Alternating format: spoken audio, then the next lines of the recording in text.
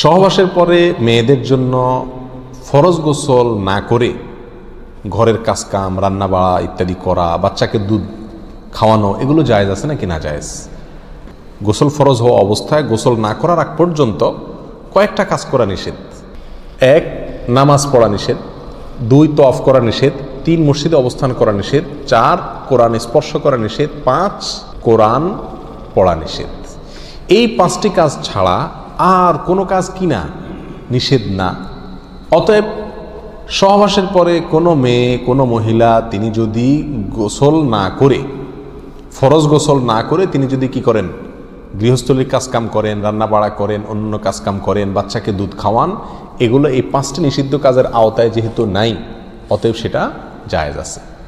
আমাদের দেশে যত কঠোরতা সব মেয়েদের উপরে, ছেলেদের উপরে নাই। ছেলে গোসল ফরজ হয়েছে, 2-4 ঘন্টা শুয়ে রয়েছে বা এমনকি হাঁটাহাঁটি করছে, তাকে তেমন কেউ কিছু বলে না। সমস্ত চাপগুলা মেয়েদের উপরে। আর এই ফতোয়াগুলা মেয়েদের উপরে, ফতোয়াগুলা দেয়ও বেশিরভাগ মেয়েরাই। কথার কথা, ননদ আছে, শাশুড়ি আছে বা অন্য কেউ আছে বা জাল আছে, তো তারা খোঁচাইতে শুরু করে যে গোসল না করে বাচ্চাকে দুধ খাওয়াচ্ছে। কোনো বাচ্চা কাঁদতে কাঁদতে মরে যায় কিন্তু দুধ খাওয়ায় না, কেন? কারণ গোসল করেনি। তো এগুলো না জানার কারণে হয়েছে। ফরজ গোসল না করে 5টি কাজ করা নিষেধ, এর বাইরে আর কোনো কাজ নিষিদ্ধ না। অতএব এমনকি আপনি রোজাও রাখতে পারেন, কি ফরজ গোসল না করে রাখতে পারেন বলতে সাহরি খেতে পারেন, সাহরি খেয়ে রোজা শুরু করতে পারেন। তাহলে আপনি বাচ্চাকে দুধ খাওয়াতে পারবেন না, কে বলেছে? বাসায় কাজ করতে পারবেন না, কে বলেছে? তবে হ্যাঁ, যদি আপনি ফরজ গোসল একটু দেরিতে করতে চান কোনো কারণে, তাহলে সেক্ষেত্রে অন্যান্য কাজকামের সুবিধার জন্য ওযু করে নেওয়া উত্তম। সহিহ মুসলিমের এক হাদিসে আসছে, নবী আলাইহিস সালাতু ওয়াস সালাম গোসল ফরজ হলে ওই অবস্থায় যদি কেউ ঘুমাইতে চায়, শুয়ে থাকতে চায় অথবা অন্য কোনো কাজ করতে চায়, তাহলে তাকে ওযু করে নেওয়ার পরামর্শ দিয়েছেন।